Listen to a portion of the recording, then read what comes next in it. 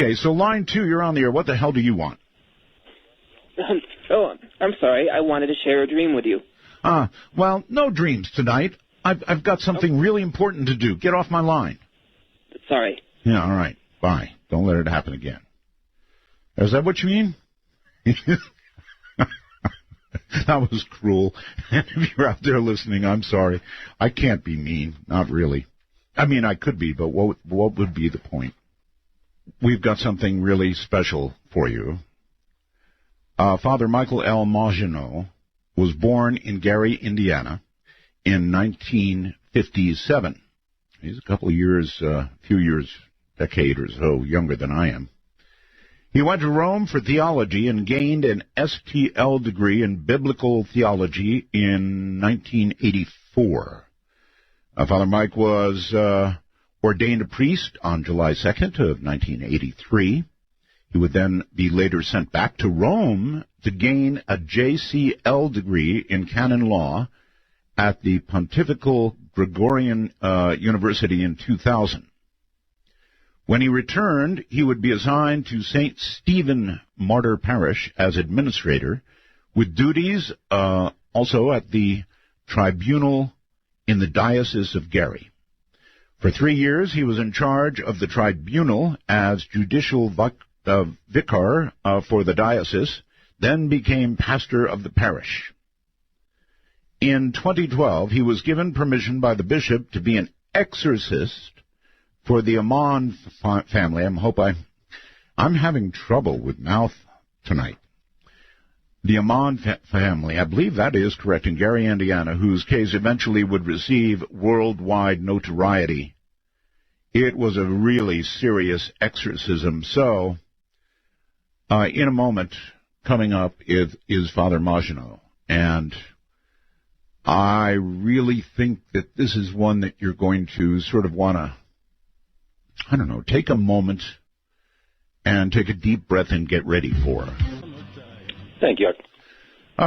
You're located in a cold place, right? Near Chicago. Near Chicago. That's a cold place. In fact, I was in Chicago in the winter, and boy, they're not kidding about the windy city. When it gets down near zero and the wind is going around those buildings, wow, that's about the... I've lived in cold places, and that about did it. So, where to begin with you, sir? Father, is evil real? Very much.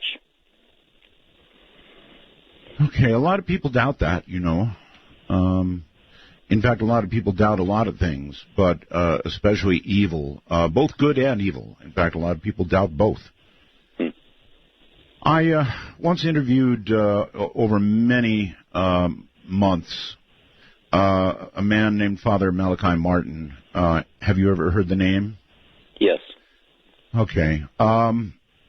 Sort of a heretic with regard to the Vatican, but he had a lot of interesting things to say. For example, he used to say that walking down the streets of New York, he could tell when he passed a person if they were perfectly possessed. An interesting phrase. In other words, he explained it by saying, they have a job, they have a life, and they have certain things they want in that life, money, fame, whatever it is. They've made their deal, and they're satisfied with it. Does that sound like some people perfectly possessed? Yes, because they look pretty much like, as you said, a normal person, but they have been totally dedicated themselves to the working with Satan against God. Yes, sir.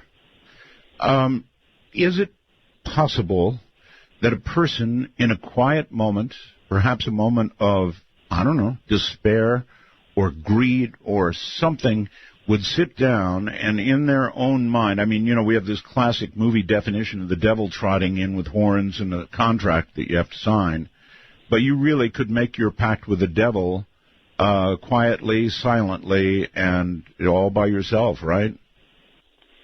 Oh, yes. Okay. Can a curse cause somebody to be possessed? That is becoming more common than people think. Really? Because a curse would be put on someone by one who would be perfectly possessed, someone who has dedicated themselves to working totally against God, working with Satan, has invited him into their life, and it is in that relationship that Satan, the devil, tries to get them to do more and more of his work, which they are usually most willing to go along with. Occasionally there does come the time when they can go no farther. And that's probably when we get called in, because now they will fight against that relationship. Okay, if I might. So if we consider, for example, somebody who's perfectly possessed, and I don't know, their deal with the devil was, I want to rise to the top of my business, and somebody gets in their way, that perfectly possessed person could, in effect, put a curse against somebody in their way and have something bad happen to them. Yes, to do that, they would usually have to first develop a friendship with that person. It usually starts, they actually are trying to get them on board with themselves, with Satan. So it is maybe a mentoring or some sort of relationship that is developed as like a friendship. Mm-hmm. But in the course of that, they also want to make sure that that friendship is maintained. And so they want to get a personal object of that person, something very special to them. Wow. Or else they could also give something to that person that person would consider to be very special. And so that forges the bond between the person. So you have to establish that first. And then it's usually only when that person turns away from them then that they use that object to form a curse. And it's kind of to get them back, to intimidate them, to scare them. But usually it has the opposite effect. It drives them further away. But that's and it takes a ritual, to come to do that. So that's why you have to be perfectly possessed. Father, you know, do a ritual that way. Right. What you have described, particularly involving the personal object or maybe a lock of hair or whatever, and then a ritual. This sounds. I have interviewed witches on the air, Father. Mm-hmm. Probably not to my credit, but I do interview witches, and frankly, that is exactly what they say that they need to do their job of some kind of spiritual warfare, they call it. Mm-hmm. That sound about right? Yeah, so it is the sending of some demon to them. Now, it's a demon that's already they are tied with, and that demon will bother them, until they would have it be sent to someone else. Ooh. So, okay. We also have talked on this program about the next thing, and that is generational curses. People claim that they have generations of their family that have had curses laid on them. This happens. It is effective? Yeah, that would be like from mother to daughter, usually. That's the usual way, mother to son. Occasionally father, to child as well. But it seems tends to be women more pass that on really? to their children. And it is usually those that are involved in occult type of practices, Santeria, voodoo, things like that. Would it be your view, Father, that people who toy around with things like Ouija boards are possibly calling forth things they're not going to be so happy that come. Yeah, so that's the second way of kind of inviting a demon into your life. Now, they can never... There's the normal way that any devil, demon comes to a person, and that's through what's normally allowed by God is temptation. Any demon could tempt you, and that's pretty much putting an idea in your head. They speak to us telepathically that way. So you get this strange idea in your head, and that any person is open to that experience. To go further, then it would need an invitation on our part to invite a demon more into our lives beyond that.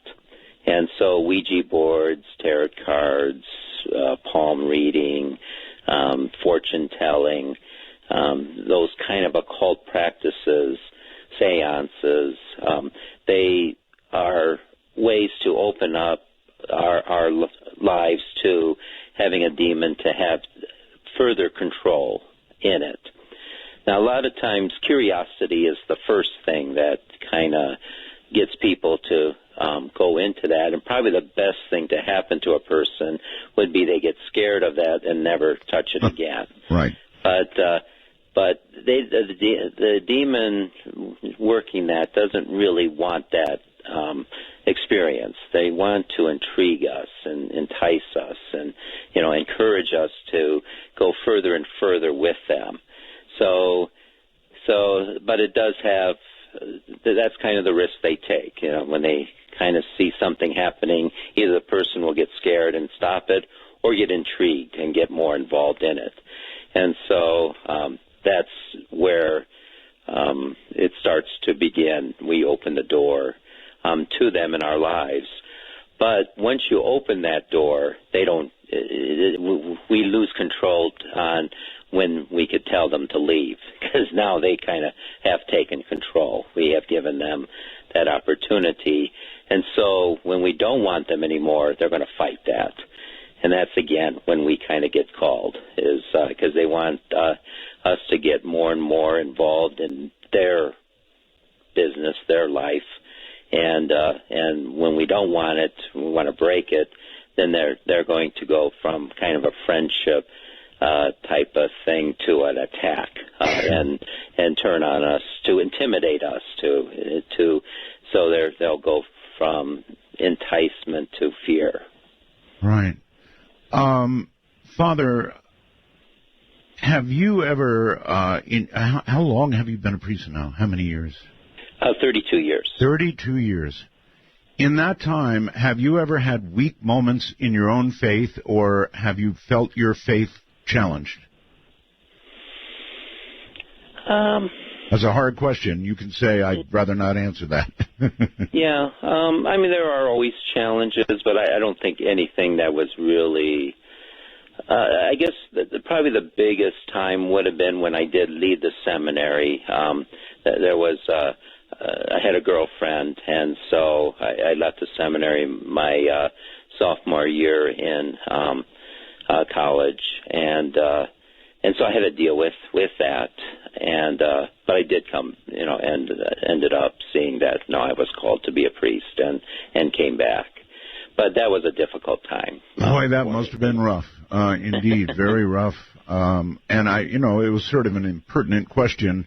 I probably shouldn't have asked, but as we go on tonight, it may be that people will understand the reason for it. I think you've also had opportunities to see your faith strengthened enormously, and we'll talk about that.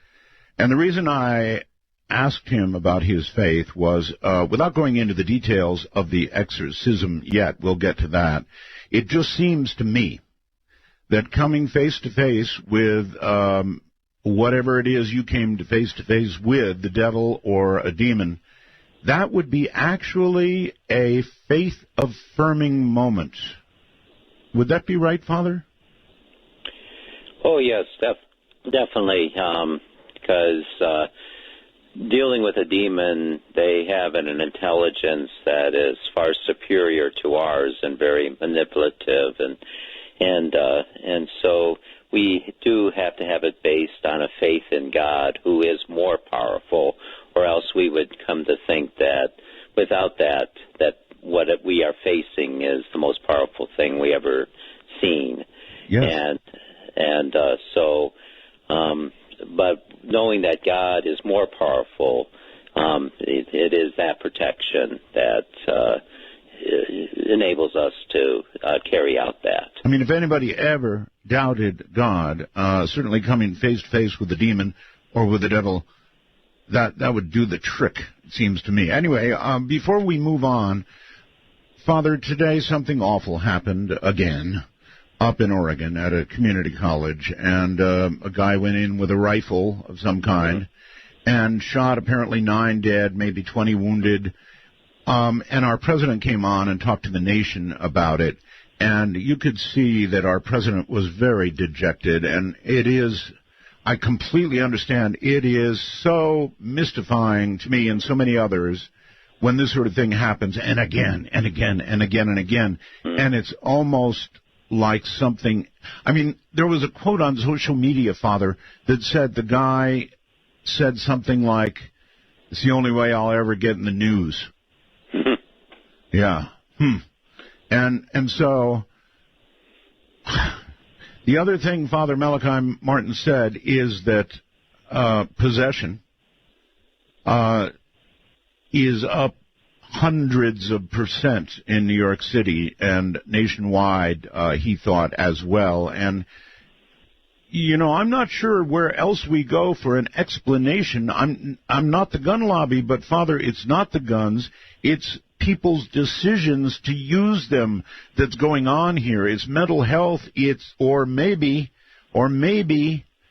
it's what we're talking about. What do you think? Yeah, the devil does have all kinds of tools that get us into his world, which is hatred of mankind. And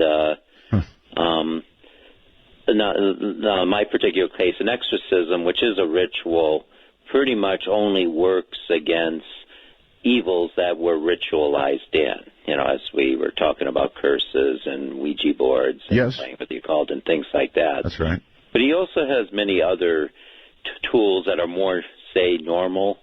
But exorcisms wouldn't work on that. But they do take possession of the person, from beginning with different addictions like alcohol, gambling, sex addiction, also video games, and those types of things also kind of take possession of the person slowly but surely. And they start out perhaps maybe as good things. There's, you know, whenever anything is done in moderation, it's a good or the purpose that was designed by God, because, you know, God does give us good things, or enable us to create good things to kind of let loose the endorphins that he created in us to help us to get that little oomph so that we could do difficult things that are responsibilities. Mm-hmm. And so it's nice to have a nice balance between those things. So where there's things we like to do that help us to do the responsibilities or duties that we also need to carry out. And to have that nice balance in life is very good. But the problem with addictions and such, with endorphins and such, is there's a law of diminishing returns. Oh, yes. And so we think to do it again is going to, you know, keep that high going, but it diminishes, and that's in God's design, because it's only those things are just there to give us a boost, to help us deal with the more difficult, normal things of life that we have to deal with, and so they don't get us down completely. And so, but but when we just go and do them over and over and over, then that defeats the purpose. And so it's not putting the little spice of life in each little, in these things that we enjoy doing to enable us to live, and do the things that God also wants us to do, which are sometimes difficult, the daily drudgeries. All right, but Father, this thing of people just suddenly deciding to walk into schools and kill children. Yeah. There's something going on here that's way, way beyond my understanding. Yeah, that's probably something, we need to see what does lead people to that, because it does have to, something brought about a meaninglessness in their life, that all of a sudden, that's a long thing that Satan had to do to drag a person down into thinking that, their life is meaningless, and the only thing that's left for them to do is to kill a whole mess of people so they could get on the news. I mean, for a person to come to that level, it takes a long, long time. One would think. Or is it possible, is it possible that a demon can grab somebody's thoughts, maybe a person who's already weak due to one of the things that you described, and put the thought in their mind to just go and do this horrid kind of thing? Yeah. So it does, they would have to lose the purpose that God had for them in their life. And so it is something that seemed to be a good that has taken hold of them. And the more it takes hold of them, and the more it keeps them away from doing what God wants them to do. And so all of a sudden their life turns to be meaningless, and they kind of get into despair, and there's nowhere else to turn, and then there's a hatred of themselves, and that turns to hatred toward others. And so it is the very process a demon, a devil uses to get us into a hell, away from God so much that all of a sudden there doesn't seem to be anything else out there except what he suggests. Now, but the person has to be brought to that point before they would do something like that. So that's a process you're describing. It's not instant. It's a process. No, it's a long, so that just didn't happen overnight. It's not like, we get to be tempted, let's go to the school and take our gun and shoot everyone. Yes. That doesn't happen.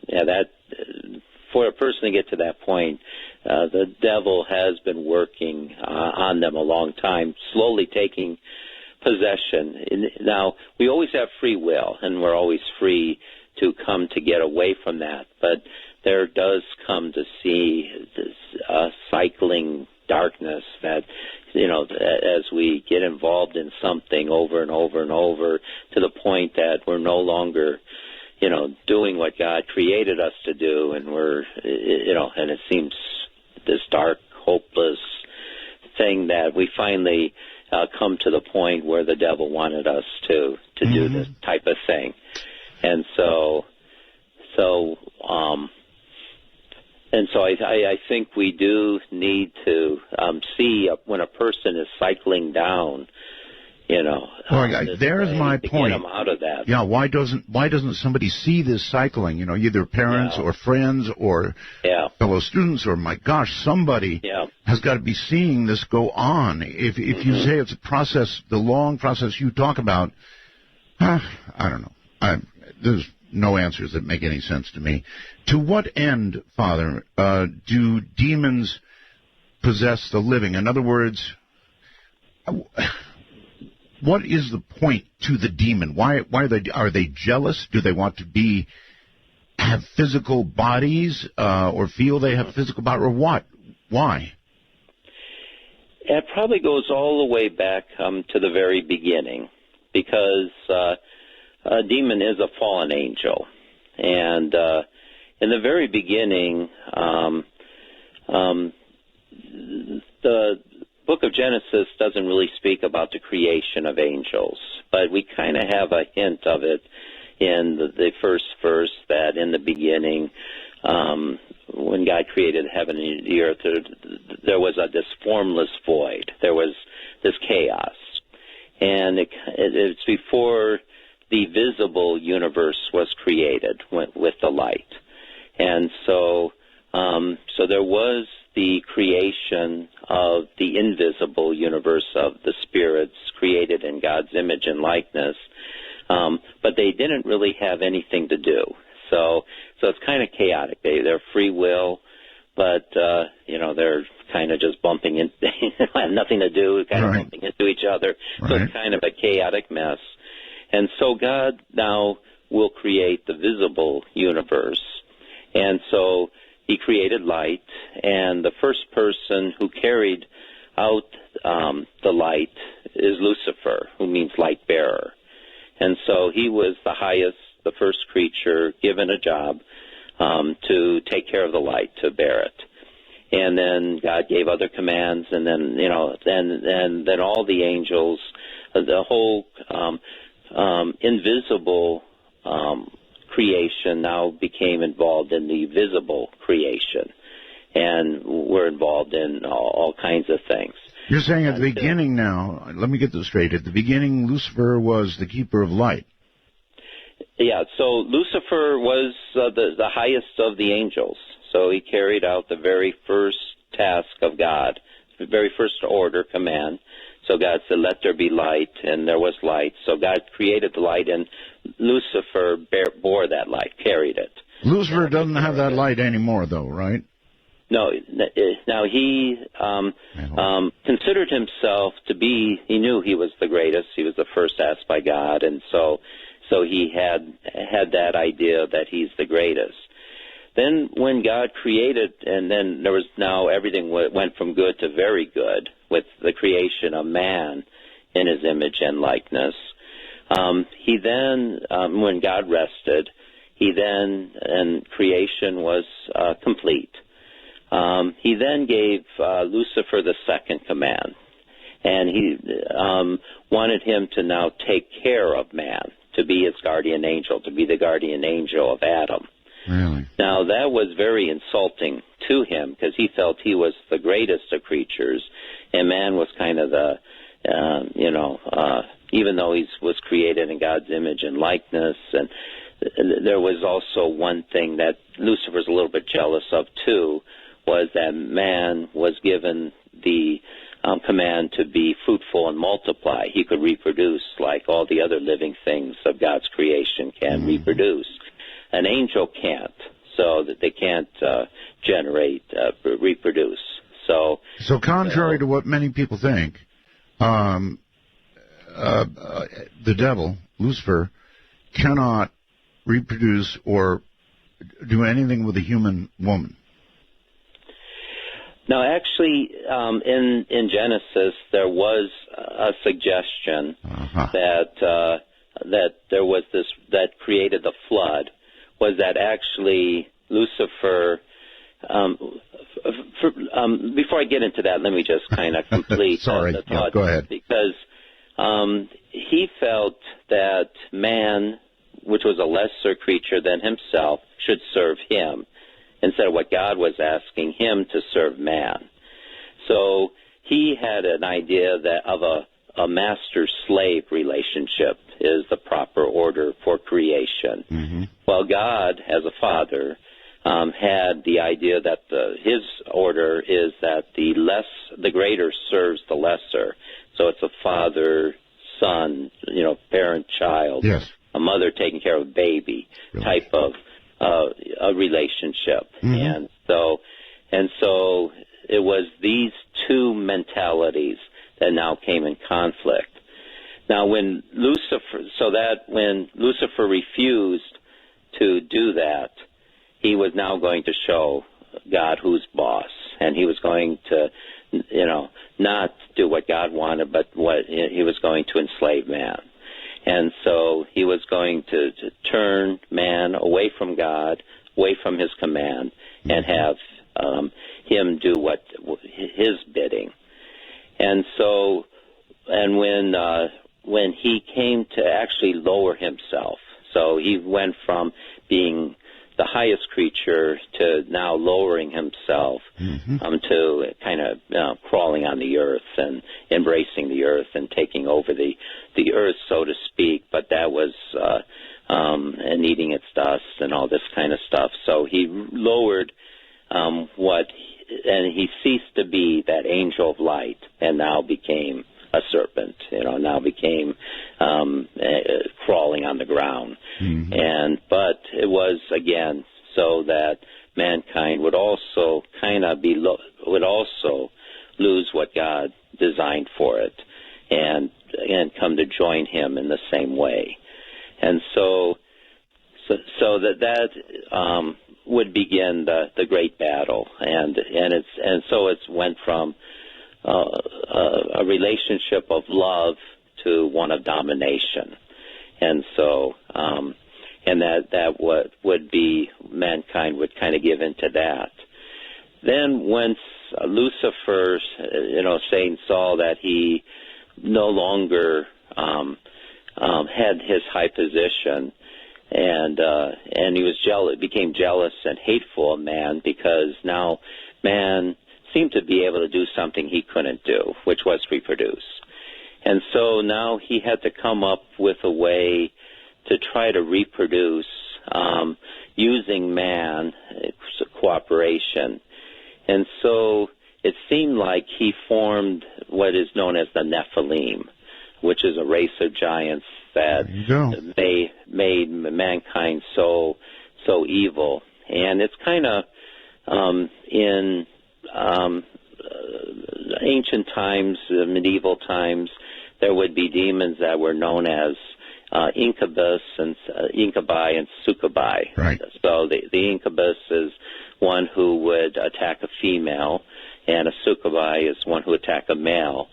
So he seemed to kind of what I think in our modern times we see this activity more as aliens, extraterrestrials doing this, but where he would come to take the seed of man, the sperm of man, join it with an egg of a woman, and implant it in the woman, so that the woman would give birth to a child, but outside of the plan of God. And so instead of God implanting a human soul in that, he could enter into that and be take that body, possession of that body.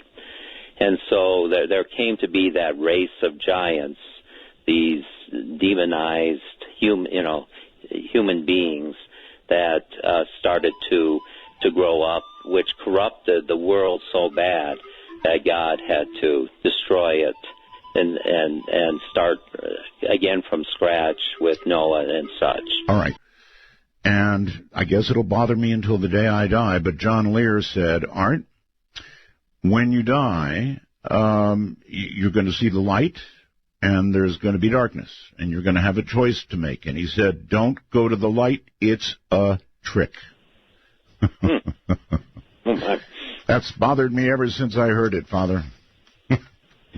When you die? No. Actually, you want to go to the light, which is toward God. Long as Lucifer doesn't have it anymore. No. Oh, good. He lost that. That's good. Yeah. All right. Let's move on. I mean, here you are, a priest, and you get a call, apparently, from, is it the Ammons family? Is that correct? Ammons. Ammons. Okay, Ammons family. That's a long A. Okay. Ammons family, and they wanted your help. And why did they want your help? What was going on? Yeah, I kind of got involved in all this by accident. I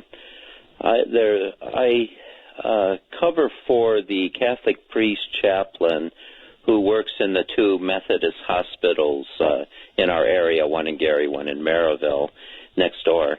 And his days off are Friday and Saturday. And so I usually get called in for emergencies. Right. And so on the Friday, April 20th, 2012, I was doing what I normally do on Friday morning is my Bible study class.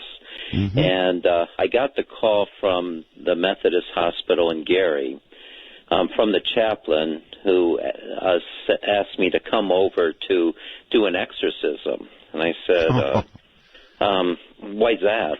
And he mentioned that this 9-year-old boy was seen by several professional staff people walking up the wall backwards and flipping over his grandmother, and they ran out of the room, and they got the security to look in that. The security then called the police. They called the chaplain. Would you mind rolling over that again? You said that he was walking up a wall backward? Backwards, yeah.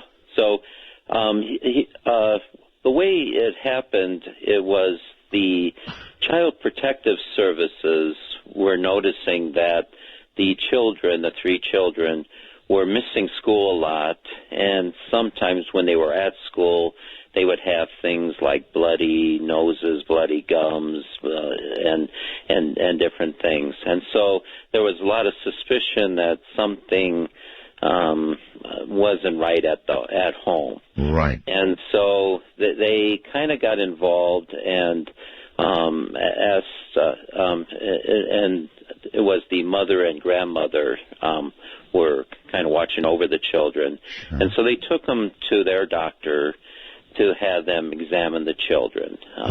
Yes. And to see what's wrong. Family doctor, right?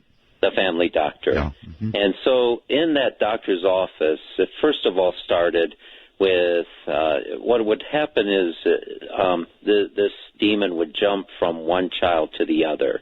And so it would affect one child and then do crazy things and then jump to the next one and continue probably to do about similar type of things. So, walking up a wall backwards, that's movie stuff. I mean, do you have other people who saw this happen, witnesses? Yeah, there's a couple of professional witnesses. One was the child protective agent, and the other one was a psychological nurse, and I think a psychiatric doctor also saw the same thing. So they were... that was at the hospital in the emergency room, which they took the children to after the doctor's office. Because in the doctor's office, one boy was picked up and thrown into the wall. What? And before that, they were kind of growling and saying everyone must die, very grovelly voice. And Father, hold on. Their eyes are rolling. Right. Oh, no, I'm getting this, Father. Just stop for a second. It's a 9-year-old boy we're talking about right now. How many children totally? There's 3 children. 3? The 2 boys are they were right in the time of their birthdays. So it was like one was like 7 turning to 8. The other one was 9 turning to 10. Right. And then one was the girl was the oldest, was 11 turning to 12. Their birthdays were right around that time. 7, 9, and 11. Okay. And you're saying that this demon jumped between all of these children back and forth? Yeah, it would kind of jump from one to the other when it was active. And it also, we originally found it stemmed from the mother, but no one kind of knew it at that time. And so when one boy got thrown against the wall, he would kind of fall asleep, and they couldn't wake him up. Father, do you mean up into the air and up against the wall like that? Yeah, they saw him be picked up, thrown to the wall, and knocked down, and then he kind of fell. Then he would be unconscious. Right. And then the second boy was also kind of acting strange. Now, he was kind of saying things, everyone must die, and growling and such. And then and then he kind of like fell asleep, went unconscious. But they couldn't wake them up, the boys, and also the doctor, when he was seeing all this, he said, I don't have no idea what all this is. This is beyond my capacity. We got to call the ambulance. So they got 2 ambulances to take the 2 boys to the emergency room at the hospital. And 7-year-old and the 9-year-old. So they went and it didn't seem to, I think the girl was there, but she didn't seem to be affected at that time. It seemed like they brought, the first thing happened to one boy, the next thing happened to the other boy, and then that's when they called the emergency, the ambulance. Well, sure, yeah. I can only imagine a family doctor in his office seeing all this go on. It would be hands up, hands off, take them away. Yeah. And I think the girl went with the mother and grandmother, and they followed the ambulance. The child protective servant agent also went over there. Now, when they got to the emergency room, the youngest boy it was going berserk. And so it took like 5 guys to hold him down. They tried to restrain him and all that. And I think they ended up finally sedating him, and they kept him overnight for observation. Sure. And so it would be the next morning, the family would come back, the grandmother, mother, and also the girl would also come back. And in the morning, again, the one boy was kind of always talking about this boy, his friend. Now, he would see this boy in the closet at their home that would talk to him about what it's like to die, what it's like to be killed. And so and then all of a sudden he'll start growling, and then again, you go uncontrollable, and then it take again like 5 guys to try to hold him down, and then they'll try to strap him into the bed and into the gurney and all that, and sedate him. Then it kind of jumped to the other boy in the other observation room. The 9-year-old?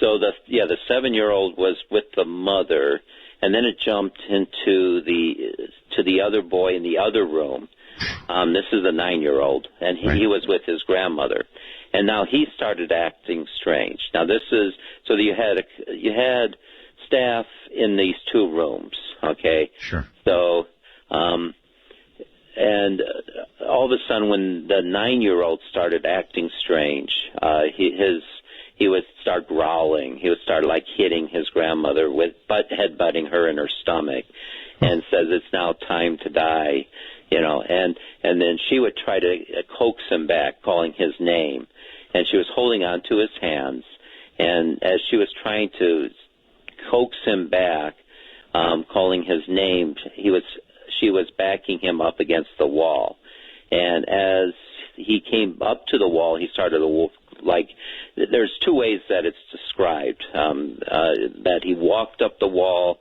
Some say he kind of like skated up the wall, glided up the wall, just kind of lifted up the wall. So that there was kind of a couple different descriptions of that. Then some say he walked on the ceiling, but he kind of flipped over his grandmother. So it was he flipped over his grandmother, sat in the chair, and then looked at everyone who was kind of in that room, and gave this like Grinch-like grin, to them, and his eyes were white, So and they ran, and everyone who was in that room ran out, and what I would have done. Definitely, what I would have done. This is really scary stuff. And you're saying there's plenty of witnesses to all of this. Yeah. I've got somebody who said yes. It was on Fox News. It's been all over the place. So this is that case. My goodness. Continue, Father. I don't know what to say. So when I heard that story, I said, okay, there is something there, but I explained to them, I can't do anything now. I have to get permission from the bishop to do this, and I need to do an investigation. but I am willing to meet with everyone. And so I feel free to give them my contact information, and I'll meet with them as soon as possible. Right. And so what ended up happening is the 3 children were taken away from the parents, away from the mother and grandmother. So 2 of them the 2 older ones were put into with the Carmelite sisters in the area that take care of foster children. Right. But the 7-year-old, who it took like 5 guys to hold down, and who was talking about what it's like to die and such, and seeing the boy in the closet at his home and such, he was taken to a children's psychiatric lockdown unit in another psychiatric hospital in another part of our area here.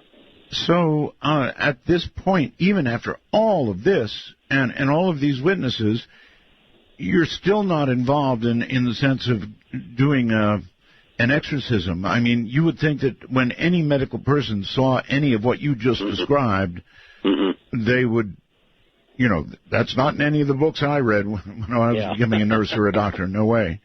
Yeah. So I guess when were you then involved? So I then contacted the mother and grandmother contacted me. They mentioned their children were taken away, and I said, okay, I can meet with you at the home, at your home on Sunday evening after my last Mass. I have a 5 o'clock Mass. I'm done at 6, so I could get there about 6:30. So I went to their home at 6:30 and was there for about 4 hours to do an investigation. Right. And the first 2 hours were pretty much them telling the whole story. And it all kind of started when they moved into the house. And the reason she moved into the house was that she was trying to get away from her ex-boyfriend, whom she found out was a married man, when his wife called her. I guess she discovered her phone number on his phone. Found her. And says, "What are you doing with my husband?" And she says, "Oh, I didn't know he's married. Don't worry, this relationship is over." And it kind of explained a lot of things. But she did say something that was kind of strange. And she said, "You will regret ever messing with my husband." And she said, "Well, don't worry, this is over." But he wouldn't let it go, and so he kept on kind of stalking her almost. And so she felt the best way was to move away and not let him know where they're going. So her brother's landlord said there was a house available very cheap, and so and they went to see it, and so they decided to move in there. And but I guess the boyfriend eventually found out where she moved to. Probably he followed her from work or something like that, and eventually found where she was living at, and then started to show up again. But when they moved into the house, it seemed to be things. First of all, they saw all kinds of horse flies. This is about November, so it's kind of late in the season for that. But so especially on the porch, and they were usually these a lot of dead horse flies, and so they would sweep them up, and the next day they'll find a whole mess of more, and they kept on sweeping up the horse flies. Wow. Then one time she saw someone walking back and forth, pacing in their living room. I think this was the grandmother, and she thought someone broke into their house. So when she jumped out of bed and turned on the light, no one was there.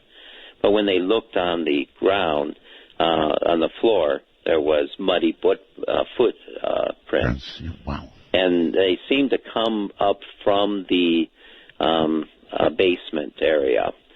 And then later on, they would hear footsteps coming up the basement.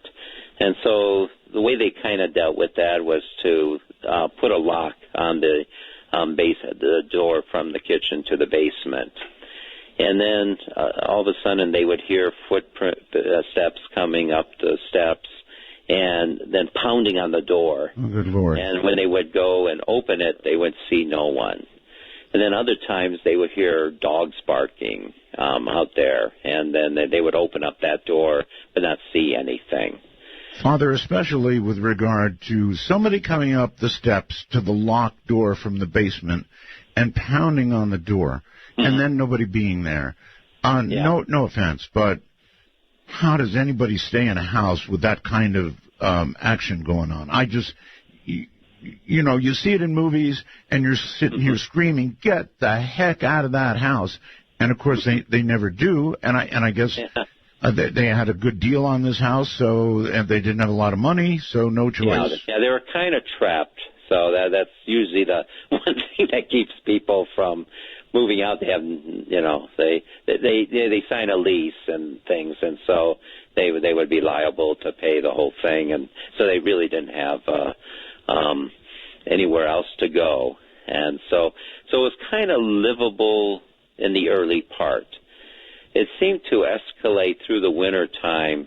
As I mentioned, the kids were starting to wake up with blood on their pillows and bloody noses, bloody gums, bloody lips, and things like that. But they couldn't see, you know, the blood would just kind of appear out of nowhere and, you know, then kind of go away. Was it at that point, when you interviewed Mom and Grandma, at that point, were they noticing that this was moving from child to child?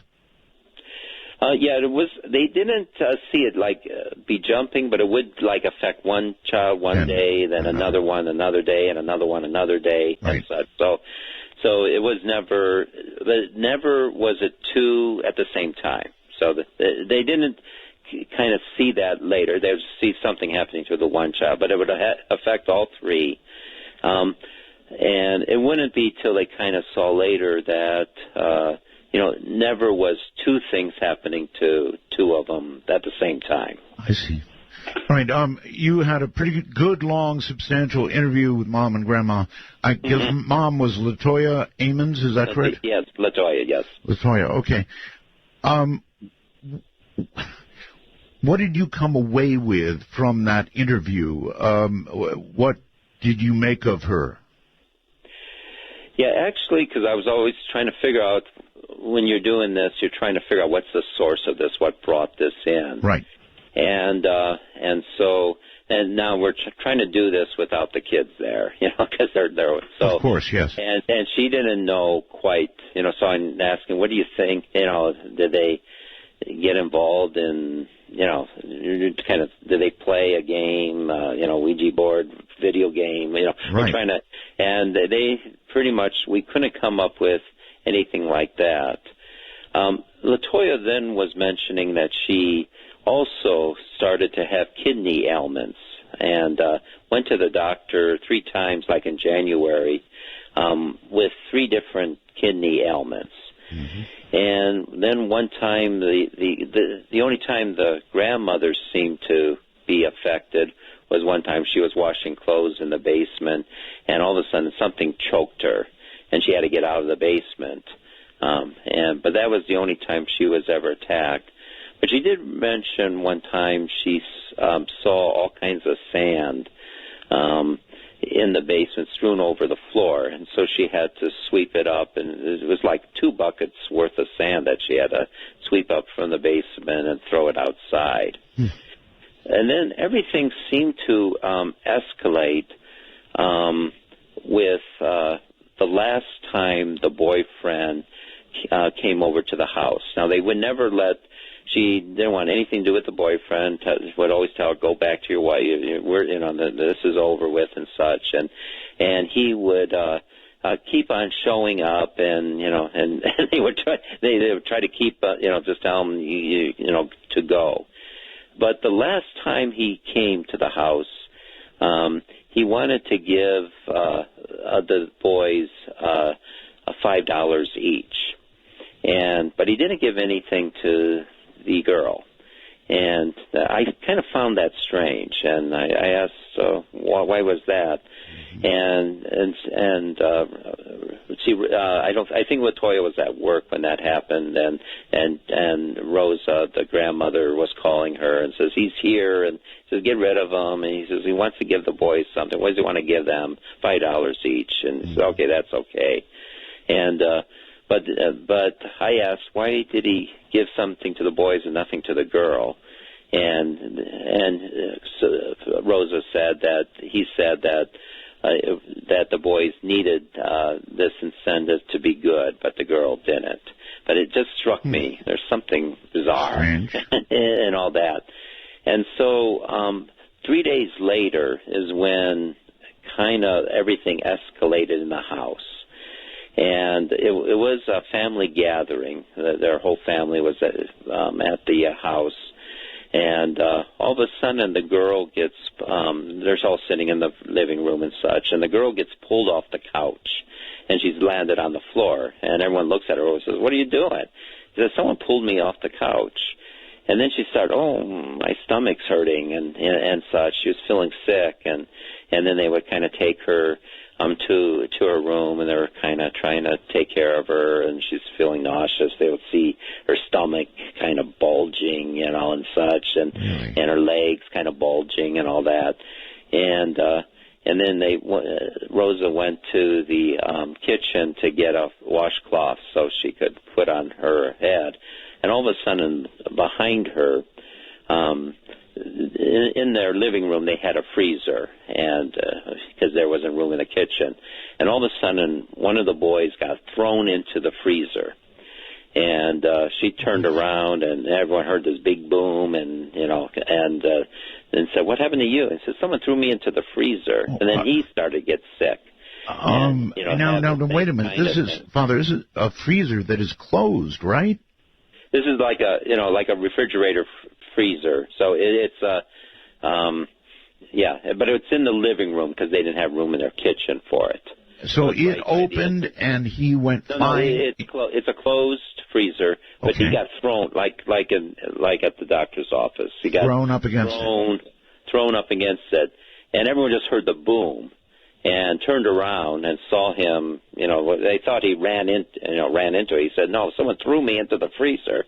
And he says, "There's no one else around here." So then he started getting sick. And so they then took him into the bedroom, and the same things were happening to him. He was feeling nauseous. His stomach was, bumps were appearing, and his legs, bumps were, and bulges and things were appearing. Right. And then all of a sudden, the third boy was in the bathroom, and he got thrown out of the bathroom and went flying. And everyone turns around and says, what happened to you? And he says, someone threw me out of the bathroom. And then all of a sudden he got sick, the same way. Right. And with that, then everyone's leaving. I said, we're getting out of here. This is bizarre. Right. And so they kind of heard some of the stories before of what was happening, but this is the first time the family actually witnessed what was going on. And so all the family leaves except for a cousin, and she asked her parents if she could stay overnight with the girl, and they said that was okay. And so everyone left, and so they're kind of getting ready for bed. Everything seemed to settle down, and so they turn off the lights in the bedroom and such. And Rosa and Latoya were about ready to get into bed and such, and they heard this scream, and they come running into the bedroom and open the door and turn on the light, and they see their daughter fall onto the bed. And the cousin said that she screamed because the girl was 2 feet off the bed, levitated. Oh. Okay. And the girl didn't know. She woke up, after she fell on the bed, and she didn't know anything, what happened. And so they now kind of saw, well, we better do something. And before they were Baptist, but their church wouldn't help them out with the other things earlier. But Rosa's mother, who was kind of a shut-in in an apartment, had a neighbor who belonged to this deliverance church. They do deliverance services. Yes. And so Rosa tried to call her mother and to have them come over to see if they could do anything for but it took all kinds of different things were happening, interfering with their phone calls, so she would call them, one would call the other, and one would hear them but wouldn't hear the other, and then the other one would call back, and you would hear the one but not the other. Electronic interference. So it's like electronic interference. Then all of a sudden they would call again, and there was this staticky, but it sounded like a voice in the static, growling and things. And then in one of the calls back, they said that there was a whole series of zeros on their phone as the number. But eventually they finally got enough that they would send, she would talk to her neighbor, and the neighbor would have the church send people over that Tuesday.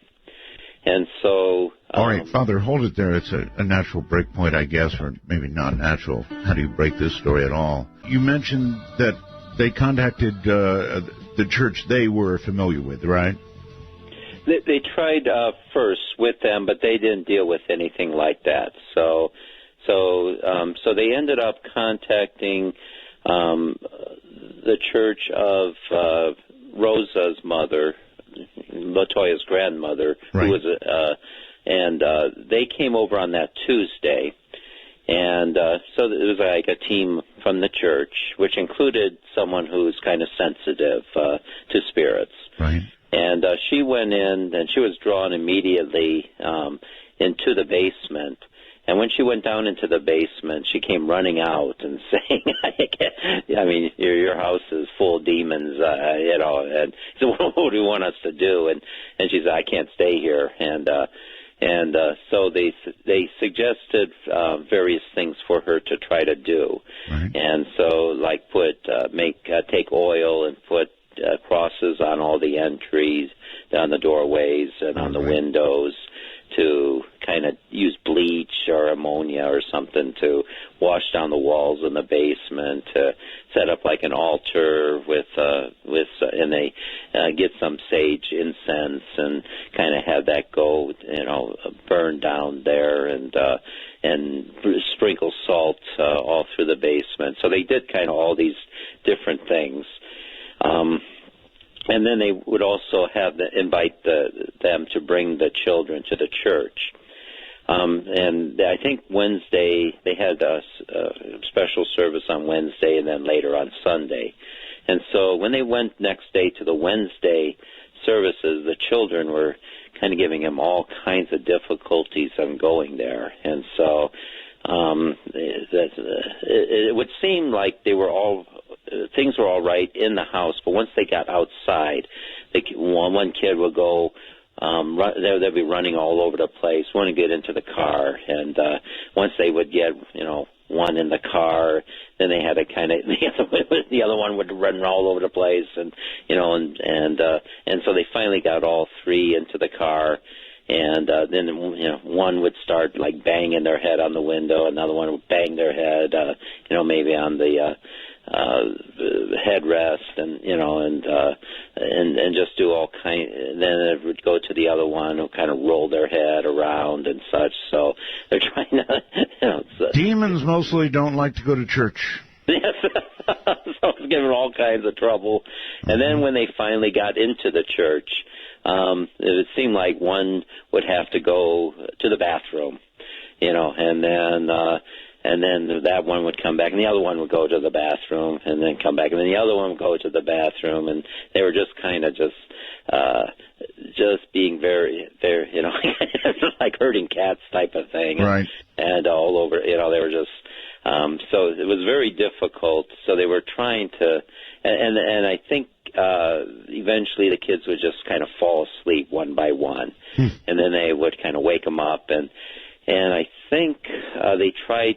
So it was very disruptive. So they weren't really able to do much. So they invited them to come back on Sunday. But I think the same thing happened, but it was even more violent. And now Rosa, before Rosa and LaToya were kind of helping each other, but Rosa said, I'm not going to miss church, so you have to deal with it. So LaToya could never get them into the car and such. So they ended up never, so she's, okay, it's too late to get to church. And then the kids calmed down and they went back inside, and Rosa came back, and so they decided, well, we're not going to be able to get them to church. And so shortly after that, they would end up leaving the house because they were all kind of sitting around the living room watching TV, and this Febreze bottle levitated off the coffee table and went back and forth in the living room, and they got thrown into LaToya's room, and they heard this huge explosion. And when they looked into the room, they saw that it knocked down her lamp and broke her lamp. But right next to it was the closet, and that's when all 5 of them saw this huge black monster-like thing with red eyes. And they say, well, just grab some clothes and we're getting out of here. And so they went to a hotel. And well, it's so understandable. I mean, at this point, they wouldn't really be thinking of possession of the children or anybody. They would be thinking, we live in a haunted house. Oh, yeah. So that was the last time they went to the house so they went to a hotel, but they could only afford one night, and then they finally went to relatives, to I think her brother, LaToya's brother's place, but that was getting very, 5 people moving in. Yes. It was pretty cramped, very tough and such, but it was still kind of affecting the kids, they were missing school and things, and that's when the Child Protective Services would get involved, and then that's when I got involved after that. How did you get involved? I mean, after all this went on, who was the one to contact you? That was the Methodist chaplain at the hospital. Really? Who when the boy walked up backwards. So. I see. So, at some point, I'm not Catholic. I'm sort of lapsed Catholic, but I believe that there are permissions required to actually perform an exorcism, right? Yeah. So I was going to do my investigation. So when I went to the house that Sunday night, they told me the whole story. Okay. And then, so that took about 2 hours to do all that, get up to that point. But what struck me strange was the boyfriend. And so now I was going to say, okay, tell me more about this boyfriend, because I think this is the source of it. And that's when the phenomena started to happen in the house. So the first thing was a series of interruptions not to get me to talk, about the boyfriend. Like what? And the first thing was the light in the bathroom started flickering and buzzing. And I said, oh, that's strange. So I went and walked over there to take a look at it. And the moment I walked in the bathroom, it stopped.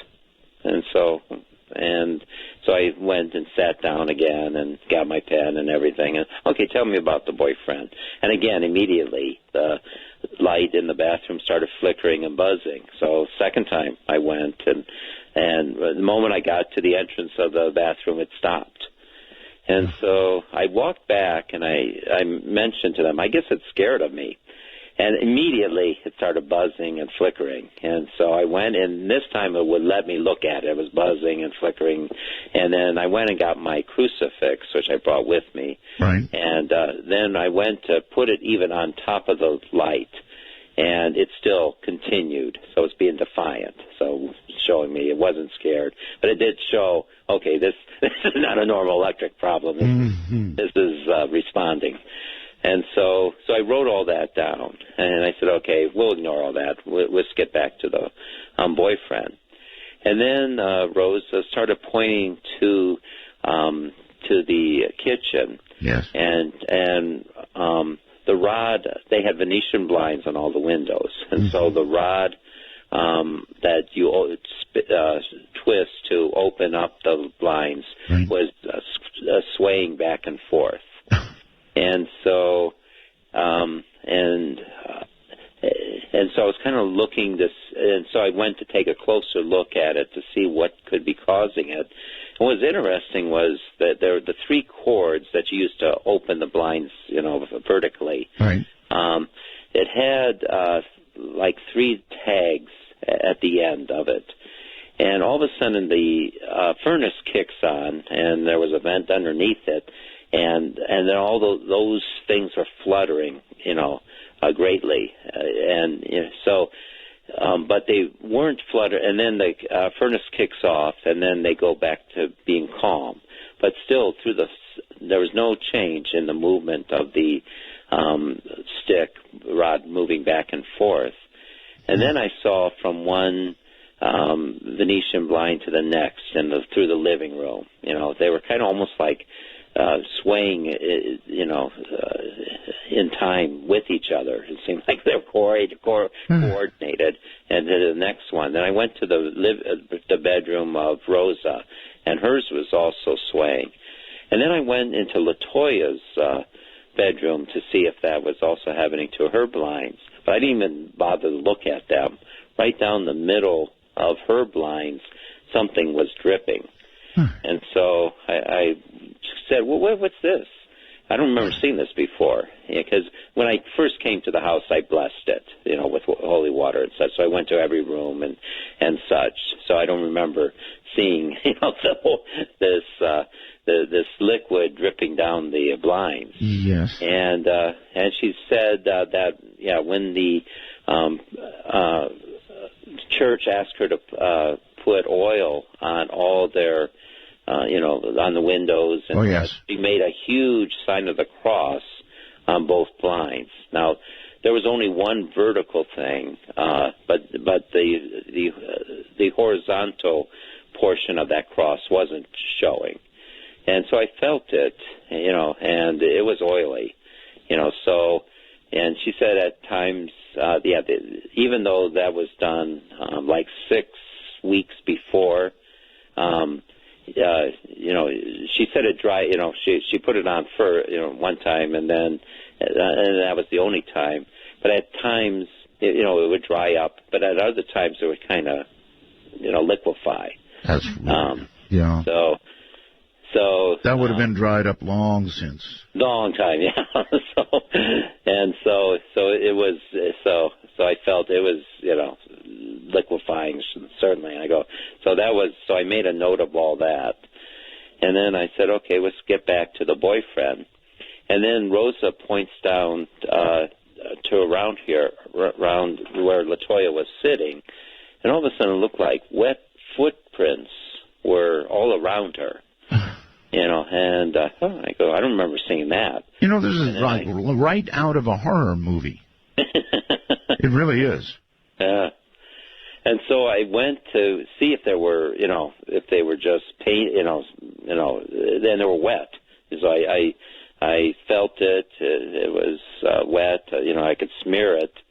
And then I was looking where it came from, because I go, where did these? I don't remember seeing these before. Right. So I was, because I was in the kitchen, I was in the bathroom, but they were just around her. So I was wondering if I made those, if I stepped in a puddle or something, and was tracking this through the house and happened to, but I don't even remember walking around LaToya that way. I was always going back to my chair, but it was just around her. It wasn't out the door. It wasn't out. It was just these wet, and they just appeared. I don't remember seeing them before.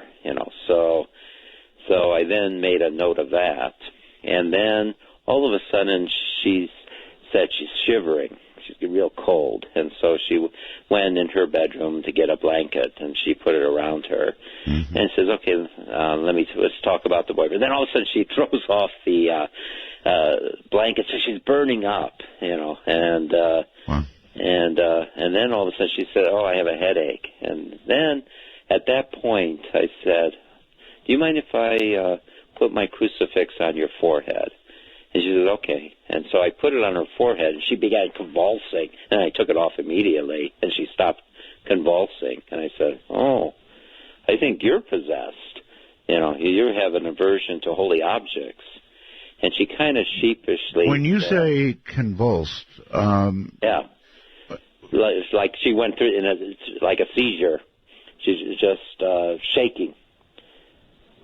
Okay. And then she would stop when I took it off. And then I asked Rosa if I could do the same to her. And she gave me permission. I could put it on her, Rosa, and there was no problem. And she said, so she was kind of the one least affected by all this. But I said, well, I think, and at that point I looked at my watch and I saw it was 10:30. And I said, okay, I think I have enough here, but I have to get to the bottom with the boyfriend. The key is the boyfriend. So, and then we could probably do that over the phone. And so we, and they went. We closed up the house, and they went back to with her brother and such, and yeah, I think I'd want to do that on the phone too. And so the next day, Rosa calls me and says, "Latoya's very sick, but she wanted to mention something that happened that night because they were sleeping in the same room, and so Rosa was awakened in the middle of the night, and she saw that her feet were uncovered by the blankets, and so she tried to kind of kick, the bedding back over her feet. And as she was about ready to fall asleep, she all of a sudden noticed that the bedding was coming off of Latoya's feet, and that also woke up Latoya. And so I was kind of saying, there seems to be something with feet here. So, if that makes any sense to you. And so Latoya called me the next day, and she says, that reminded me of something. The first time I met my boyfriend was that I was missing, and I never thought of this till then, that I was missing. I got a brand new pair of Air Jordans for women, and all of a sudden they were missing. I couldn't find them anywhere. And she was asking her kids, did anyone take her Air Jordans? And they all denied it. And she asked her mother, she says, what would I do with, Air Jordans? And she, and she couldn't find it, anywhere. So she was kind of surprised. And then she wanted to make a picture of the family and enlarge it. So she went through her stack of pictures and was looking for that picture she wanted to enlarge. And she also noticed other pictures missing of individuals in the family as well. And then she went again to all the family members and asked them, who took these pictures. Now she was getting angry. She says, people are stealing things, they're lying and everything. Now, this is when her boyfriend just moved in. And then the first night he was there, he said something strange to her. He asked her for her underwear. And he says, "What do you want that?" And she says, "I want to remember this evening, And he says, "Well, you're sick. You're crazy. You're not going to have that." So then I asked her, did he take that? And, was it missing? She says, "Well, I have so many pairs. I don't know if he took it, but I didn't give it to taken it, but I wouldn't have known. Right. But it was just the suggestion of it. So I said, oh, okay. So it looks like, yeah, he did some sort of, especially when you left him. You know, he was doing some sort of curse on you, and perhaps on the kids as well. And so we kind of saw the boyfriend as being the bad guy, the one who brought the in the initiator. curse. Yeah. But it also seemed there was something else in the house, because later on, I think that Wednesday, coming unexpectedly from the children, things moving in the house, the concept, the idea that for a while it was a haunted house, the efforts to deal with that, and then apparently the realization that this was an outside influence, mainly the boyfriend. And Father, so you had all of this documentation from medical professionals, what you had witnessed yourself, the family's testimony. So at some point, who do you go to try to get authorization to do an exorcism? Yeah, to my bishop. To your bishop. Was that a hard sell? Yeah, because he never gave authorization before, so there was no exorcist in the diocese to go to. Right. And so none of us had any training, and so he asked me to contact nearby ones in the Archdiocese of Chicago and the Archdiocese of Indianapolis. Sure. And to how to deal with that. And so they kind of gave me a quick lesson. Mainly I needed a ritual, and at that time there was no ritual because there was a little bit of a concern. They recently revised the rite, and many of the exorcists were complaining about the new rite being not as effective. And so the Pope Benedict at that time gave permission to do the old rite, and they're going to, the church will look at the revised rite and maybe go back to the old one. So the only question for you, Father. I mean, you've been a priest a very long time, but you're a novice, certainly, at exorcisms. Yes. Didn't you go into this with trepidation yourself? Yeah, because I didn't have, but there was kind of nowhere else to go. I mean, because you're kind of the cop on the duty, right? On duty, shift. And it's your, I couldn't hand it off to anyone. So you moved to the old, you got permission, and then you moved to the old rite, the old way of doing it. Actually, I tried the new one. So they said, there is no ritual right now. You have to get it off the internet.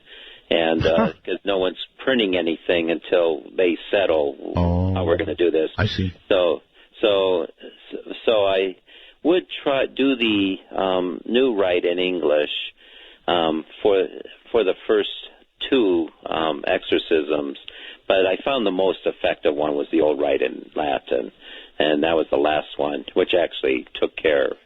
Did you during the time that I assume that you went into a room with the children by yourself, or how did you do this? No, I was just going to take care of LaToya first. Okay. And as it turned out, once I took care of LaToya, it also cleared from the children as well. I see. So through the boyfriend to LaToya to the children. During this exorcism that no, actually I never did the boyfriend. No, I understand, but I'm tracing... tracing, okay. Yeah, how this happened. You did the detective work, so from the boyfriend to LaToya and then on to the children is the way it was working. Once you got it out of LaToya, did you meet anything during this exorcism? Can you describe it in any way, or are you prohibited from doing that?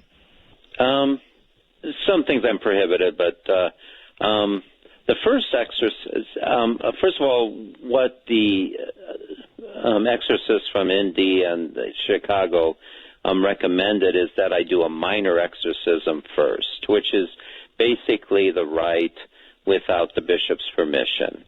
And if that works, great. If not, then you have to get the bishop's permission. So It's always good to try it once. Okay. And so I did that, and mainly the sign for LaToya was, she would convulse when I put the crucifix on her. So when we got to that part of the rite, on doing that, she would convulse. And what you're trying to do is to aggravate it so that it would leave, or weaken it so that it would dissipate. But one thing you don't want it to do is to be consistent, because it's not bothering it that much, and you're actually hurting the person. And that's what was kind of happening during the minor rite of exorcism. I'll put the crucifix on her head. I'll probably keep it there maybe for 30 seconds or so, and there was no change. She was continual convulsion. Then I would take it off, and then she would stop. And I did that 3 times, and it was the same. So it really was not effective. Father, you're going to have to excuse me, but I've only seen movies, and in the movies they use holy water. Yeah. Now, holy water didn't seem to bother her. Really? Okay, so it was religious objects.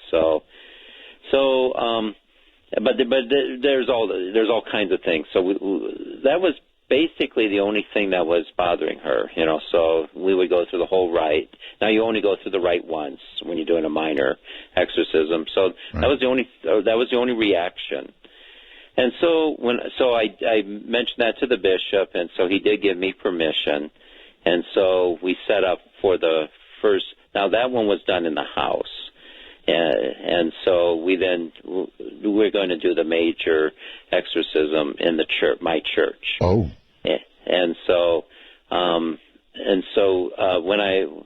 we had everyone there, and we went through the whole rite one time. And when I got to the point of putting the crucifix on her forehead, she was fine, no reaction.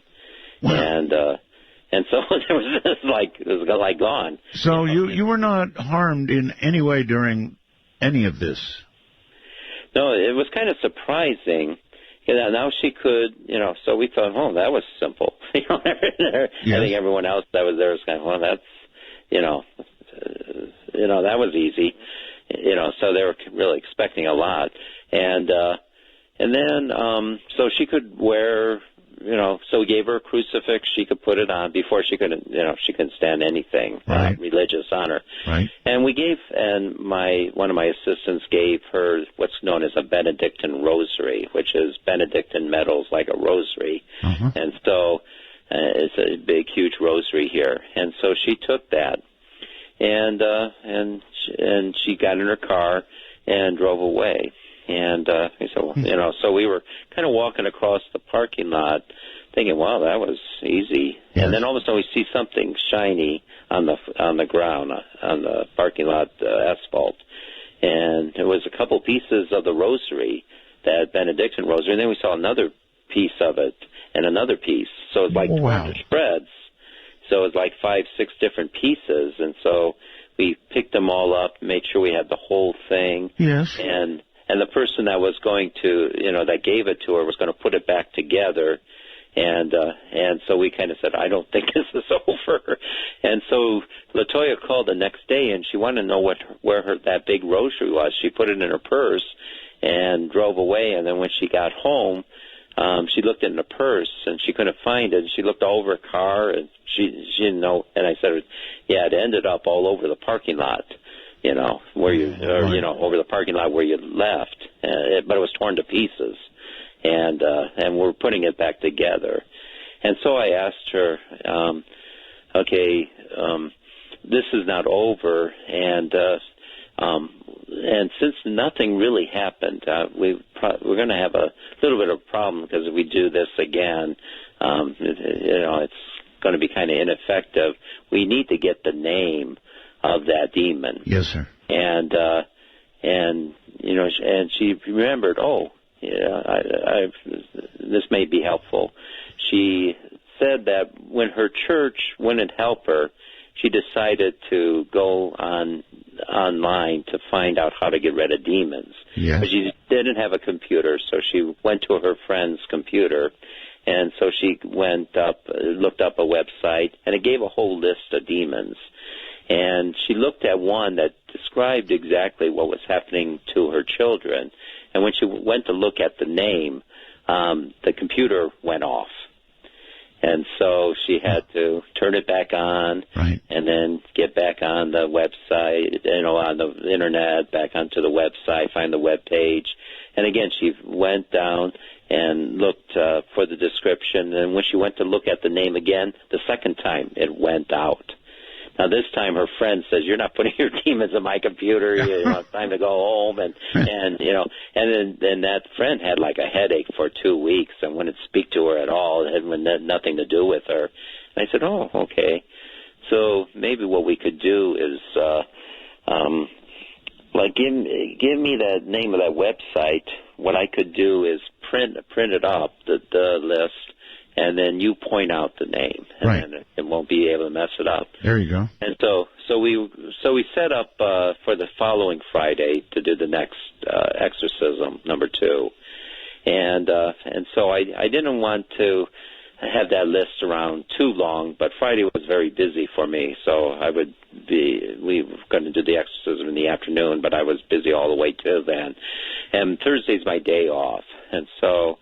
I usually on my day off, it was a beautiful day that day, was to go for a bike ride. Yes, sir. And so about an hour before I would go on my bike ride, I was trying to, print out that list. And I was doing everything possible. It would not let me print it out, and trying all kinds of games and everything. And then finally, about an hour later, it printed out, and it was time for my bike ride. And so... and this is probably the most I ever experienced, this particular demon. So the bike ride starts out, and it is a beautiful day, and something was happening that I never see happen before. I was going through my neighborhood, and I was kind of on the other side of the street, but someone, across the street there would be so exuberant and say, "Hi, how's it going? Isn't it a beautiful day?" And go down a couple more houses, and someone else, whatever they were out there doing, they would have the same kind of reaction. And, and then I went still, I think a third place, a neighbor was, and I don't even know these people, and, they, just saying, "Oh, isn't it, what a great day for you to go on a bike ride," so really strange, exuberance and such. And then when I finally got onto the bike path, it seemed like everyone I was passing was, acknowledging me. Now, saying hi or, thumbs up or saluting or, however they would usually kind of, say hi or, right. And usually you may get maybe half the people to do that, half the people might, do that, but it seemed like everyone I was passing. And so I was kind of feeling good, about Sure. all that. And then I get to the end of the path, and it empties out into this sleepy little street. But this car comes, racing around the corner and slams on the brakes right in front of me. And I pulled out right in front of me. And I said, "Oh, you gotta be careful here. You know that name." And then the whole tenor started to change because I would get onto this other bike path. And now everyone is, if they do look at me, they're staring at me like, with a puzzled look, like they're trying to figure out what's riding this bike, type of thing. Wow. And I remember one time there was a family of 4, two bikes, and you just like the 4 sets of eyes are staring at you as you ride by and such, and and now occasionally people wouldn't look, so they just drive by, but anyone who looked at me, they just had this stare and puzzled look, and I was wondering, what are they seeing? Right.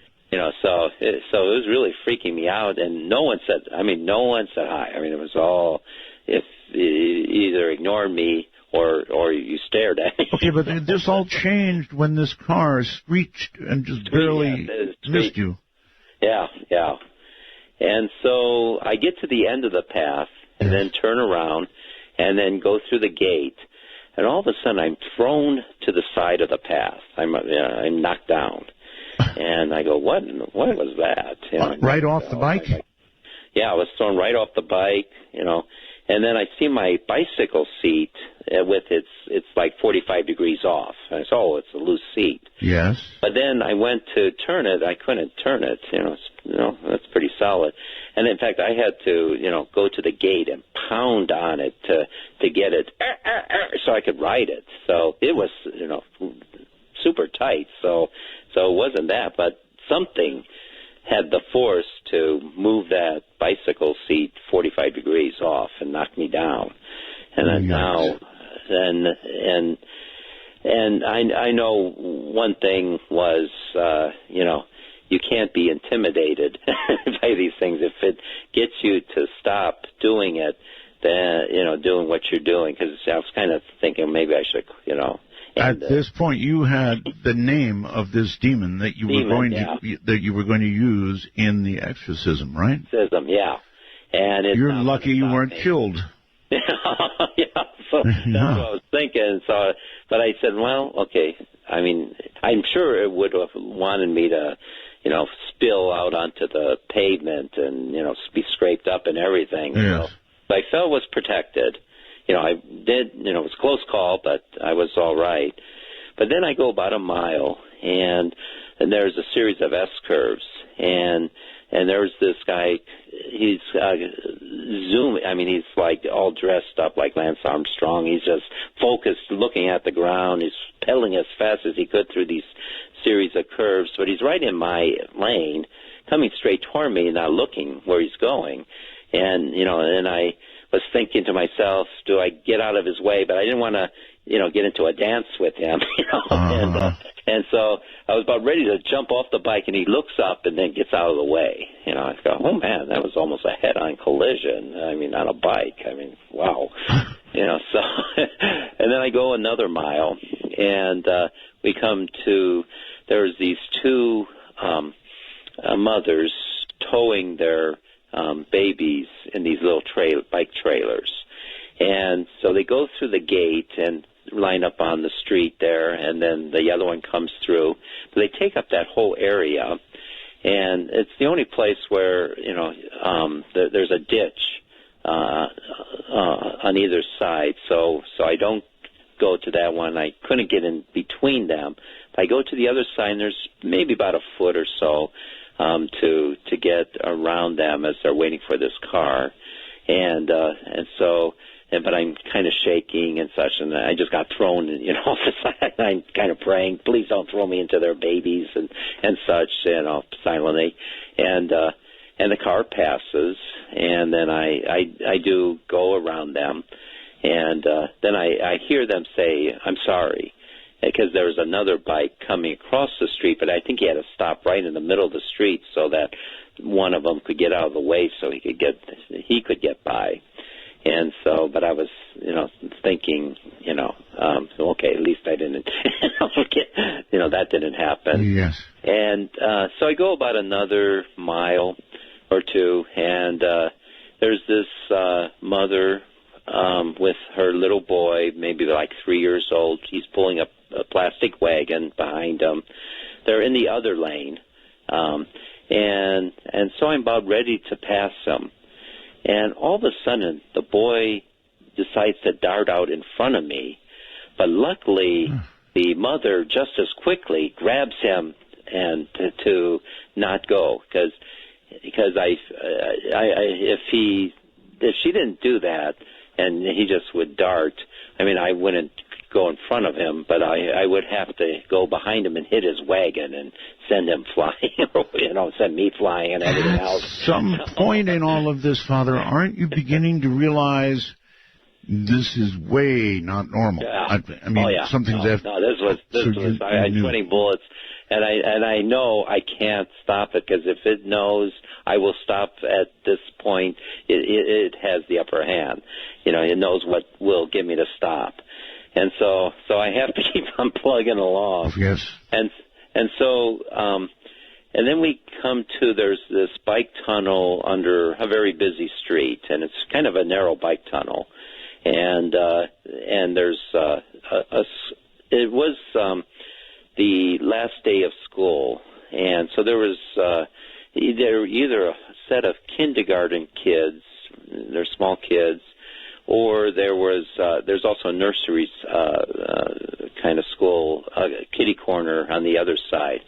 But as I was going down into this bike tunnel, and it was a bright, sunny day, and so as my eyes are adjusting, I hear, get to the wall.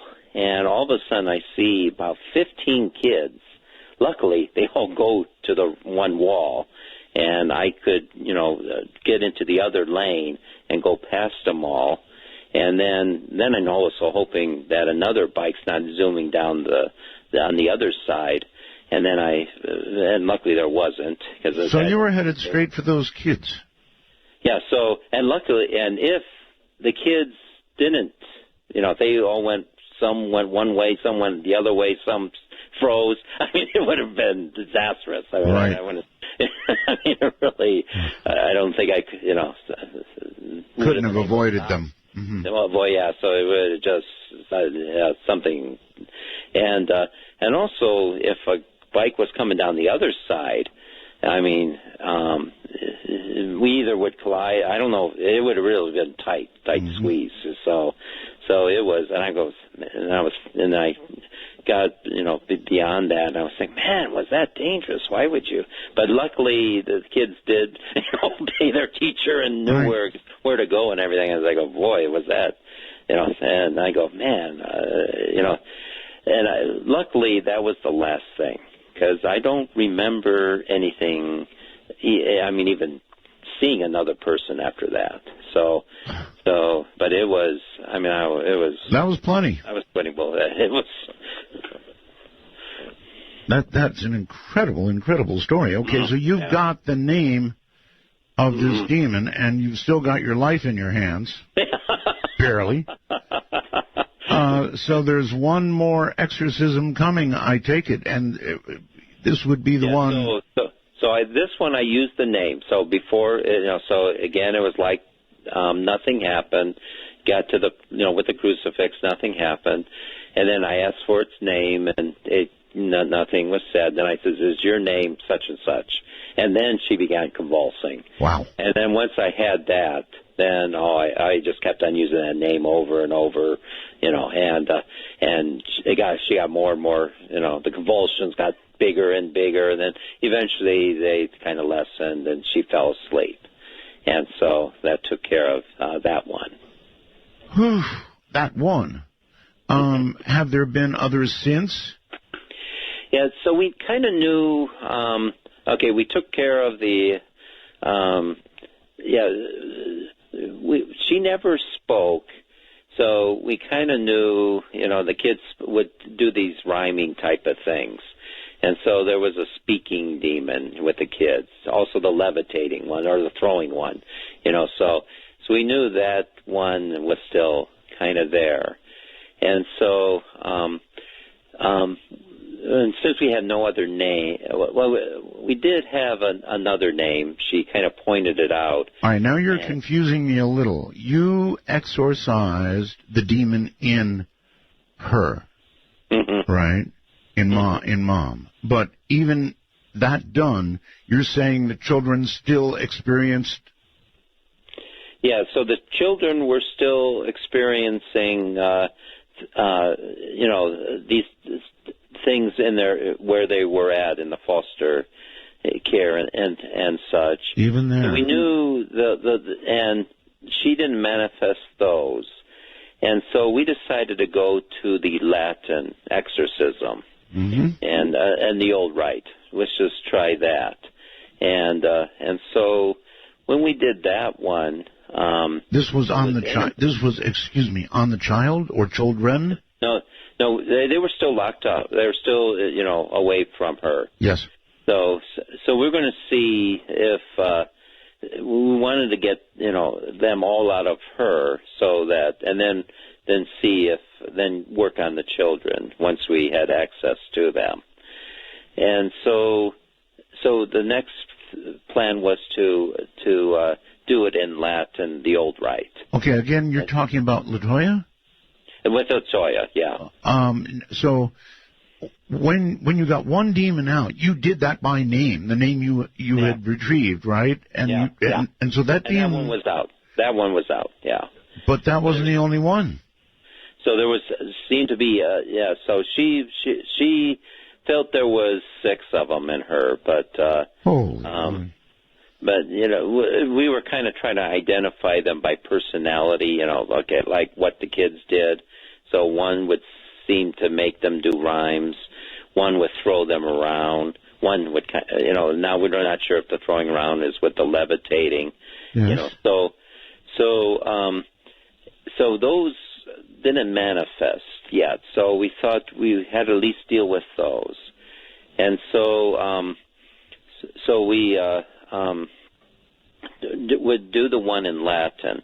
Now, the interesting thing with the Latin one was I was the only one who knew Latin. And, in fact, there was someone who would do the responses, but I had to train her how to phonetically do those responses. So she didn't know what she was saying. She was just, mouthing it.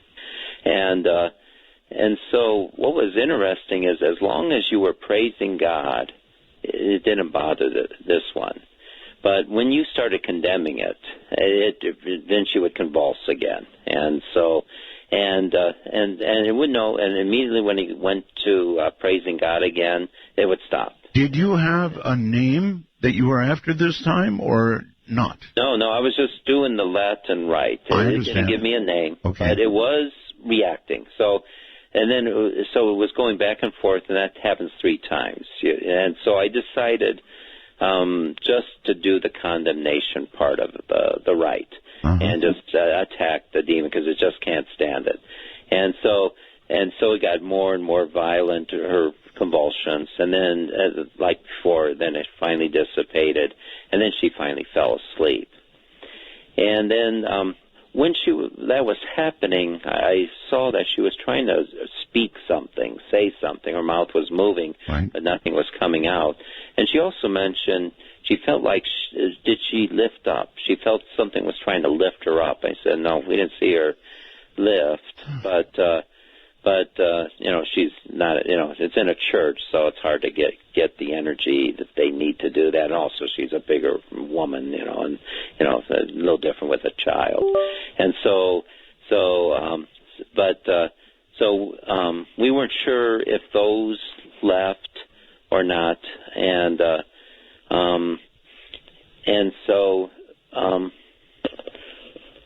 All right. Is this where it ends? Is this the end of the story? I have thought that the story was ending any number of times, and then something awful happened again. Yeah, so after the third one, we just would always set up for everyone present, when we could meet again, if need be. And so at that time, it was around 4th of July. And so there was so everyone had plans and, different things. So we're kind of working out when she could get back. The third was a possibility, or that Friday again. Right. And so, and we kind of got everyone's schedules so they could do, the third or that Friday. And I think the 4th was on a Thursday. So we were going to wait for her to let us know which day she preferred, if need be. And so she never called us back. And so there was like no news is good news. Right. And so we never really heard from her. Next time I would hear from her was in October. She would give me a call that she's having her final hearing for her children, and to get them back. and if I could give her a rosary. And I said, oh, sure, okay. And I was kind of expecting to, see her after her hearing and then talk about how everything was going. But for some reason, she didn't even show up for the rosary, so I never heard anything until, after the story broke. And I found out that she did get her children back. They had a big party in November, celebrating, that, and that things have been fine ever since. And it seemed like it stopped, affecting the children after her final exorcism. I see. So, I understand that you have no book, you didn't write a book, you have no website, but there are plans, apparently, to make a movie of this story. Is that correct? Yeah, the documentary is in its final stages of completion, and that's with Zach Bagans doing. In fact, he could almost do it in two parts. He has so much material; it's really hard to kind of keep it because he wants to keep it to like a feature-length documentary, movie length, so 2 to 2.5 hours. But he's finding it very difficult to keep it. Get it down to that. Right. But so that's in the plans, and also there was a plan for a movie, but that was Relativity was going to be the company doing it, and they went bankrupt, and so it's kind of opening up. For other companies to kind of get back into that picture there, but right now it's kind of tied up in the bankruptcy thing. I see. So, well, I can understand why they'd want to make a movie of it, that's for sure. Yeah. So. This rate's right up there. I mean, it unfolds slowly, but in the totality of the story, it is absolutely terrifying. One quick question. The, in quotes, boyfriend, what became of him, or did he just, disappear? Yeah, Zach did try to interview him, and wanted to give him equal time and such if he wanted to dispute anything or whatever. And he wasn't interested, and I did say, most likely because he's probably possessed and would probably need an exorcism himself, and maybe even his wife, and if they wanted that, I would be willing to help them out that way. And Zach even proposed that to him, and he thought about it for a while, and then decided, against that, but he didn't come out kicking and screaming that, he's going to sue us, that we're defaming him or anything like that. So he seemed to consider what we were going to propose, but in the end decided against it. Is there anything else you wanted to get in that we didn't include in the interview? It was certainly a very detailed interview. Did we get it all in? Well, there is also probably the other aspect, because it also affects the house. The house, it is kind of a perfect storm. And as I mentioned, the policeman discovered that there was the basement was poured concrete, but underneath the stairs it was broken, and it was sand. And so we were thinking, when I went and blessed the house and that, I didn't realize that was underneath the stairs. And so I said, we do need to see something's buried in there. So we need to figure what that is.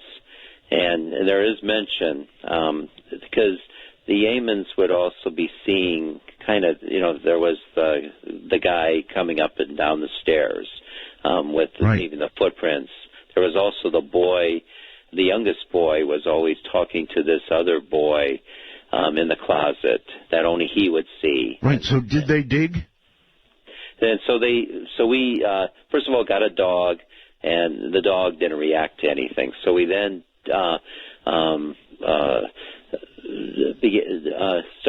started to dig, and about there seems to be 2 levels, about 2 feet deep and 2.5 feet deep. Yeah. So the 2 feet deep would have meant the second thing that was buried. And it was coming up with things kind of relating to an older woman. What? First of all, the first thing we found was a fingernail. And we weren't sure if it's a real fingernail. We were thinking it was an applique, fake fingernail for a woman. But we weren't positive on that yet. And then the next thing we found was it looked like a pair of old woman's panties or a slip, some sort of undergarment. Yes. But it was kind of old. It was very plain as far as cottony. It was very sandy, but it was not a fancy thing. But it was kind of something that you kind of would think would be around the war, yes. World War II or Depression era. Right. And then we found also the third thing was this red, looked like a top of a tea kettle. And we were looking for the container, but we didn't find anything there. So there was 3 objects that seemed to be to an older woman. Then we went about 2.5 feet deep. Yes. And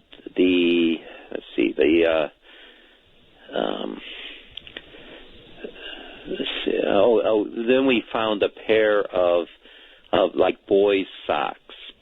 And what was interesting, what we didn't realize it till later, but when we saw it, it looked like the ankle portions of the sock, and the foot portion we thought was cut off. Later on, we would discover that actually the foot portion of the sock was tucked in underneath the ankle portion. And it was the ankle, it was, again, like a cottony sock that would be around the, 30s or 40s, very plain. Listen, Father, at this point, I would be thinking somewhere under there is a body. Yeah. So that's why the policemen were doing this.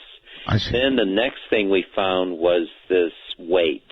And it weighed about, it was heavy metal, 10 pounds or so, all corroded, been there a long time. Had a little hook-like thing at the top. Yes, We're trying to figure out what it was, and the thing is that weight to a grandfather's clock, but that house didn't seem like that kind of type, and it wasn't that big. And then they were kind of saying, the Gary policeman said, in these old houses, they used to, for the cord to open the drapes, they would put this weight on it and hold the cord down. And then the next thing we found was this long brown thing. And now they were thinking, oh, this looks like a bone, And so they were going very carefully, taking pictures. Yes. And brushing and all this kind of stuff, going very easy on it. Then they kind of tapped it and it sounded plastic-like, and so they pulled it up, and it looked like it's one of those old-time shoe horns, but it was, for some reason, was broken in half, lengthwise. And so we were kind of thinking that these look like objects that would be tied to necromancy, to conjuring up the dead, Right. And so the first thing that was buried was probably we were trying to find out if the house was built in 1926 and sold to a newlywed couple, and we were trying to find out if they ever had a boy, and we haven't been able to find that yet.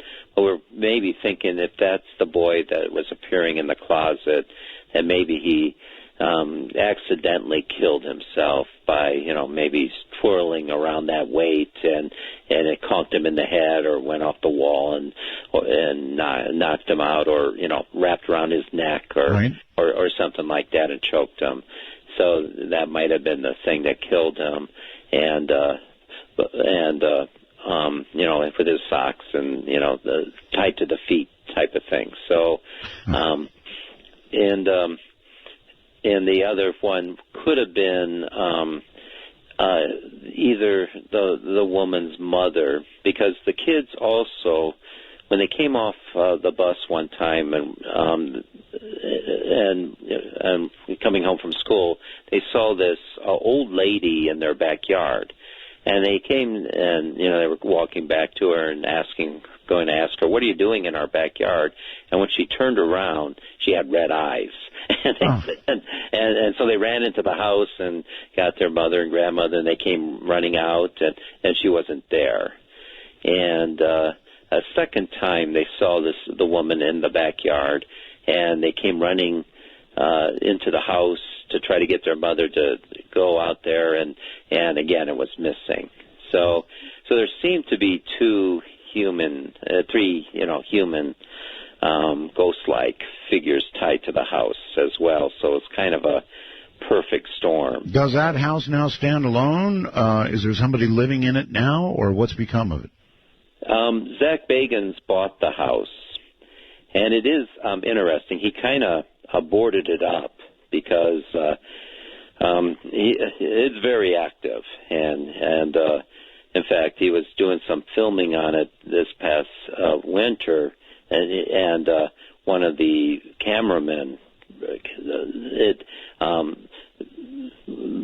ended up seeing this goat head thing, and he quit and he went back to it. he gave up on the project. It's amazing. Have you, Father, stopped doing exorcisms, or have you now done others? I mean, I guess you've done it once, and people know you have done them. Mm-mm. You probably get requests for them, don't you? Yeah. So I did do three others. Three. Beside that one. Each one you went to. Did you go back to the bishop? Yeah. So each one. All four were approved by the bishop. The one was tied to the house. So that one I had permission for. Anything with that house I have permission for. But the other two were two separate people, two separate cases. Mm-hmm. I have never heard. I've never heard anything like this story, Father. It's just amazing. I don't know what to say about it. There's very little I can say about it. It is what it is, and what it is sounds to me like clearly possession. Mm-hmm. And clearly, do you think it's completely gone, Father, or are you still concerned? No, we're still concerned because, in fact, when after the cameraman incident, he boarded up the house. Right. He didn't want anyone there messing with it. And now we recently did some more filming, so they unboarded it. And when they walked inside, they saw no one has been in there since the wintertime, and so there's dust on this table. But then there was this handprint with long fingers. It just never ends, does it? And also, there was this hole in the ceiling, and so they were thinking some animal, like a raccoon or something, must have dug a hole. It knocked all the debris and such to the ground, and all kinds of water and mold and everything kind of got in there. And they were looking for the animal that would have done that, and they couldn't find anything. And they didn't see any exit. It didn't climb up the wall again. So it either just, for some reason, dug a hole in the roof so that the water could get all in. So, so the house is kind of ruined now. Father, as I said way back in the show, I would imagine something of this magnitude would be an affirmation of your faith. Yes? Yes. I want to thank you for being on the program. It has been incredible to hear this story unwind, just absolutely incredible.